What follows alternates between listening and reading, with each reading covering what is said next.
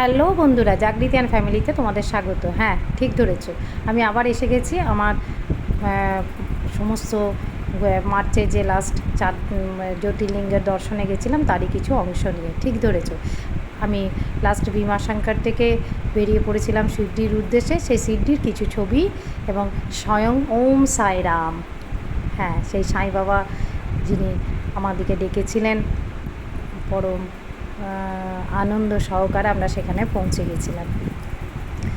ভীমাশঙ্কর থেকে আমি তোমাদেরকে দেখিয়েছি যে আমরা নেমেই চলে এসেছিলাম সাই ভক্ত নিবাস। এখান থেকে সাই বাবার মন্দিরের দূরত্ব ছিল মাত্র হেঁটে 5 মিনিট, আর কিলোমিটার হিসেবে 1.5 কিলোমিটার হবে। ভীষণ ভালো এরিয়া। আমরা এই যে ঢুকছি, ঢুকে পরে সাই ভক্ত নিবাসের ছবি আমি তোমাদেরকে এখন দেখাচ্ছি। ভীষণ নিট অ্যান্ড ক্লিন। আগেও তোমাদেরকে বলেছিলাম আমার আগের ভিডিওতেও যে এখানে বুকিং করতে গেলে যে ডেটে তোমরা যাবে তার ঠিক 3 মাস আগে তোমাদেরকে বুক করতে হবে, কারণ এসে কোনো বুকিং এখানে হয় না। এখানে মাত্র 2 দিনের জন্যই বুকিং পাওয়া যায়। তুমি যদি মনে করো আমি এসে আরও কিছুদিন এক্সটেন্ড করব তাহলে কিন্তু মুশকিল আছে তোমাকে। হ্যাঁ, এখানে সিটিতে অনেক হোটেল আছে, অনেক ভক্ত নিবাস আছে, সেখানে তুমি যেতে পারো, কিন্তু এটি সিডনিতে একটি বিখ্যাত ভক্ত নিবাস এবং এখানে সবসময় দেখতেই পাচ্ছ বড় স্ক্রিনে সায়ের বাবার ডাইরেক্ট টেলিকাস্ট হয়। সাই বাবার পূজা, আরতি, সমস্ত কিছু এখানে ডাইরেক্ট দেখতে পাওয়া যায় এবং নিট অ্যান্ড ক্লিন। আমি আমার ভিডিও শেষে এই রুমের অভিজ্ঞতা, এটি কোনো 5 স্টার হোটেলের থেকে কম নয়। আমরা সেদিন ড্রেস নিয়ে বিকেলে সাই বাবা দর্শন করে পরের দিন সকাল সকাল বেরিয়ে পড়েছিলাম শনি সিঙ্গাপুরের উদ্দেশ্যে। হ্যাঁ, সেখানে বড় ঠাকুরের একমাত্র ইন্ডিয়াতে একমাত্র বা মন্দির যেখানে বড় ঠাকুরের, যাদের বড় ঠাকুরের দোষ থাকে, বড় ঠাকুরের পুজো দেওয়ার থাকে, সেই বড় ঠাকুরের পুজোর উদ্দেশ্যে অনেকে এখানে ভারতের নানা জায়গা থেকে এখানে আসে। এটি একটি বিখ্যাত মন্দির এবং শোনা কথিত আছে যে পাথরে, যে কালো পাথরের পাথরটিকে বড় মহারাজের মূর্তি বলে ধরে নেওয়া হয়, সেটি নিজের থেকেই নাকি এখানে ভেসে এসেছিল এবং একটি কাঠের আঘাতে পাথরটির একাংশ একটু চেপে গিয়েছিল। সেটিও তোমরা গেলে দেখতে পাবে। আমার মেয়ে, ছেলে, মা খুব আনন্দ সহকারে ঢুকছে। এখানে আমার হাজব্যান্ড তেল, ওখানে পুজো দিতে গেলে তোমাদেরকে অবশ্যই ওখানে তেল কিনে পুজো দিতে হবে এবং সেই পুজোর সামগ্রী সব কিছু তোমরা বাইরে থেকেই নিয়ে যেও, কারণ ভেতরে, মন্দিরের ভেতরে কিন্তু, ক্যাম্পাসের ভেতরে কিন্তু কোনো কিছু তোমরা পুজোর সামগ্রী কিনতে পারবে না। মন্দিরের বাইরে যথারীতি অনেক কিছু, মেন যে সামগ্রী সেটি বলতে গেলে তেল, কারণ ওই পাথরটিতে অনেকে তেল দেয় এবং তাদের মানসিক থাকে বা অনেকের দোষ কাটাবার জন্য তেল দেয়। যদি তোমরা মনে করো তো বাইরে থেকেও তোমরা দর্শন করতে পারো। যদি ডাইরেক্ট পাথরে শনি মহারাজের মাথার উপর ডাইরেক্ট তোমাদেরকে তেল দিতে হয়, তার জন্য 500 টাকার একটি কুপন কাটতে হয়। আর যদি মনে করো না বাইরে একটি চোঙার মতো আছে, ওখানে গিয়ে তেল ঢালতে পারো, সেখানে কিন্তু কোনো মূল্য দিতে হবে না।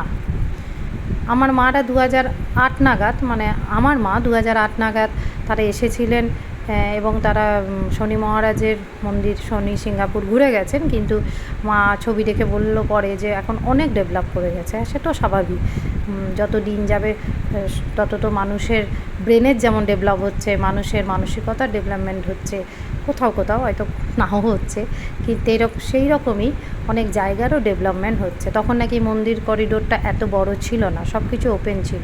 এই হচ্ছে সেই টিকিট। এই দেখো আমার হাজব্যান্ড কেটেছে 500 টাকা মূল্য দিয়ে এই টিকিট কাটতে হয়, তবে বাবার মাথায় ডাইরেক্ট তেল ঢালতে পারবে।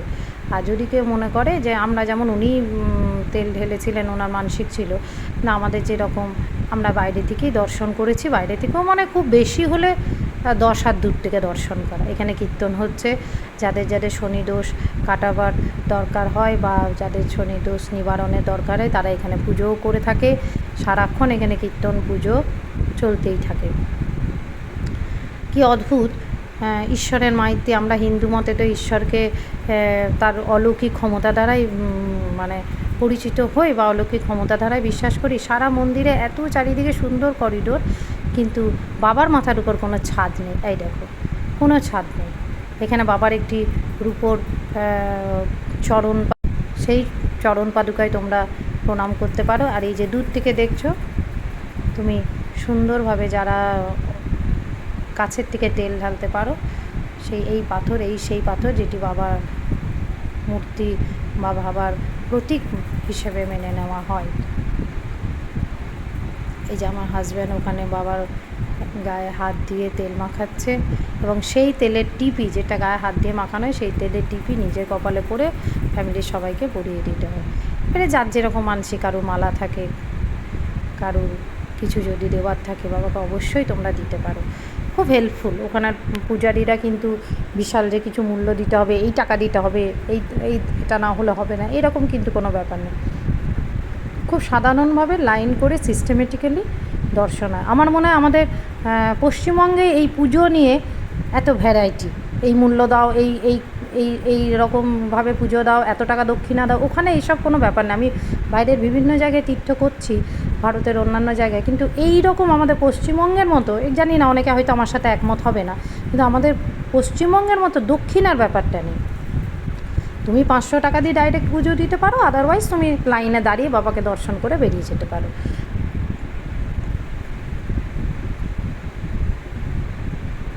কিন্তু সবই সিস্টেমেটিক্যালি, আমাদের যারা টাকা দিচ্ছে তাদেরকে আগে ঢোকানো হবে, যারা দিতে পারলো না তাদেরকে পেছনে রেখে দেওয়া, তা কিন্তু না। টাকা দিচ্ছে তাদের অন্য লাইন, যারা দিতে পারছে না তাদের অন্য লাইন, কিন্তু তাদেরও সুন্দর দেখার ব্যবস্থা। এইটি হচ্ছে পুরো করিডোর, এত সুন্দর করিডোর, মানে তোমার মনে হবে বসে খানিকক্ষণ যদি বসেও থাকি তাতেও যেন মানসিক শান্তি হয়। এখানে ঠাকুরের প্রসাদ পাওয়া যায়। তোমরা সবাই জানো নিশ্চয়ই যে শনি মহারাজের প্রসাদ বাড়িতে আনতে নেই, যেখানে পুজো দেওয়া হয় সেখানে খেয়ে পা ধুয়ে বাড়ি ফিরতে হয়।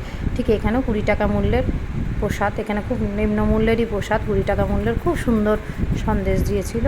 সে প্রসাদ আমরা গ্রহণ করে ওখানে আমরা পা ধুয়ে তারপর আমরা মন্দিরের চত্বর ঘুরে দেখি। এই মন্দিরের চত্বরের মধ্যে রয়েছে নবগ্রহ মন্দির। নবগ্রহ মানে প্রত্যেকটি গ্রহের, বৃহস্পতি, শুক্র, সোম,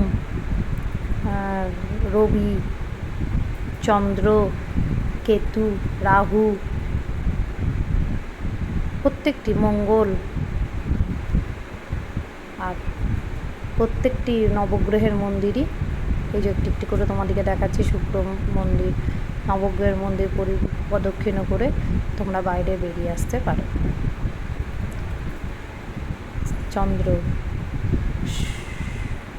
সূর্য, আগেই বললাম রবি।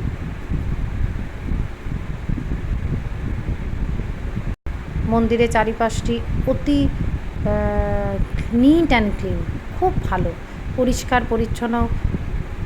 এই যে রাহু, পরিষ্কার পরিচ্ছন্ন, এবং বুঝতেই পারছো শনি মহারাজ বড় ঠাকুর পরিষ্কার পরিচ্ছন্নই খুব ভালোবাসেন, এই জন্য সেই রকমভাবেই কিন্তু চারিদিকে ব্যবস্থাপনা রয়েছে। হ্যাঁ, তবে এটাও বলে রাখি, যদি তোমরা মনে করো যে আমরা প্রসাদ বাড়িতে নিয়ে আসবো, সেটাও তোমরা করতে পারো, এটা প্রত্যেকের ভিন্ন ভিন্ন। আমরা ওখান থেকে আমরা আমাদের সাইনিবাসে ফিরে যাই। এবার আমরা সাইনিবাসে, এখানে যে সাইনিবাসে আমরা ছিলাম সেই সাইনিবাসে খাওয়া দাওয়া ফ্রি, যারা থাকবে তাদের জন্য ফ্রি টোকেন, আর যারা থাকবে না বাইরে থেকে এসেও বাবার প্রসাদ গ্রহণ করতে পারে, তাদের জন্য কিছু মূল্য ধার্য করা হয়। সাই মন্দিরে তুমি যখন প্রণাম করে বেরিয়ে আসবে তখনও কিন্তু টোকেন দেওয়া হয়, এবং সেই টোকেন নিয়ে এসে মন্দিরে চত্বরে, ওখানে সাই বাবার ওখানে প্রচুর ফ্রি খাওয়া দাওয়ার ব্যবস্থা আছে, সমস্তটাই কিন্তু ভেজ, এটাও বলে রাখি। সাই বাবার মন্দির থেকে শনি সিঙ্গাপুর যেতে আমাদের এক একজনের খরচা পড়েছিল পার হেড 200 টাকা করে, যাওয়া আসা। ওখানে প্রচুর টেম্পো ট্রাভেলার, সমু, অনেক কিছু ছাড়ে। এটা আমি তোমাদেরকে দেখাচ্ছি। আমাদের সাই ভক্তনিবাসে প্রথম দিন আমি পুজো দিয়ে এসে এখানেরই প্রসাদ গ্রহণ করি, এবং খুব ভালো। 2টো করে রুটি বা যটা খুশি রুটি নিতে পারো। প্রথমে 2টো করে রুটি, ভাত, 2টো তরকারি, মিষ্টি, এই ছিল এখানকার খাবার। এটি হচ্ছে সাই বাবার প্রসাদ। বিকেলে আমরা আবার চলে আসি সাই মন্দিরে। এখানে সাই মন্দিরের ভেতরে ক্যামেরা খুব একটা অ্যালাউ নয়, তাই বাইরে থেকে যতগুলো পারি ছবি তুলি। এবং সাই মন্দিরে এখানে তুমি এলে অবশ্যই দ্বারকা মায়, যেখানে সাই বাবা থাকতেন এবং সাই বাবা যেখানে বৈঠক করতেন, সেই জায়গাগুলি অবশ্যই দেখো। সাই মন্দিরও খুব পরিষ্কার পরিচ্ছন্ন, এবং এখন চারিদিক ঘিরে দেওয়া হয়েছে। আগে নাকি এতটা ছিল না, তবে এখন আরও ডেভেলপ করেছে। এখানে পরিবেশও খুব সুন্দর। এটা মেন মন্দির গেট। এই গেটের ভেতর থেকে, এটা মন্দিরের ভেতর থেকে একটা ছোট্ট পার্ক আছে ভেতরে, সেখানে আমরা খানিকক্ষণ বসেছিলাম দর্শন করে এসে। আমরা ওখানে 2 দিন ছিলাম এবং প্রায়ই আমরা 3-4 বার করে দর্শন করেছি, কারণ 2 দিনে প্রায় 2-4 বার তো হয়েছে। যখনই পেয়েছি একটু করে গিয়ে দর্শন করে এসেছি, কখনো রাত্রের দিকেও গেছি, কখনো সকালেও গেছি। আমাদের যে সাই ভক্তনিবাস তার ভেতরে একটা ছোট্ট পার্ক আছে, এন্টারটেনমেন্টের জায়গা, বাচ্চারা ভীষণ খেলে ওখানে এবং যারা ওখানকার বাসিন্দা তারাও আসে। খুব পরিষ্কার পরিচ্ছন্ন। তোমরা যদি যেতে চাও অবশ্যই আমাকে কমেন্ট বক্সে লিখে জানাও, আমি ফোন নাম্বার বা কীভাবে যোগাযোগ করতে পারবে আমি তোমাদেরকে জানিয়ে দেবো। এই হচ্ছে সাই ভক্তনিবাসের হোটেলের রুম। কোনো 5 স্টার হোটেলের থেকে কিন্তু কম নয়। আমি সবখানেই থেকে দেখেছি, বিশাল বিশাল রুম এবং রেটও ভীষণ কম। এসি রুম ছিল, এটা এন্ট্রান্স। এটা দেখো কত বড় রুমখানা। আমরা যেহেতু 5 জন ছিলাম, আমাদেরকে 3টে বেড দিয়ে দিয়েছিলেন, তাও একটা বসার জন্য সব সময় যাতে অসুবিধা না হয় তার জন্য কিন্তু এক্সট্রা বেডও ওনারা একটা নিচে দিয়েছিলেন। খুব ভালো আমরা ঘুরেছি। আমার পরের ভিডিও, এখান থেকে আমরা চলে গেছিলাম নাসিক। সেই নাসিক এবং আমার লাস্ট জ্যোতির্লিঙ্গ ত্রম্বকেশ্বর এবং রামচন্দ্র যেখানে ছিলেন নাসিক বনবাসে, তার কিছু ভিডিও আমি দেখাবো। অবশ্যই তোমরা সাবস্ক্রাইব করো। Thank you.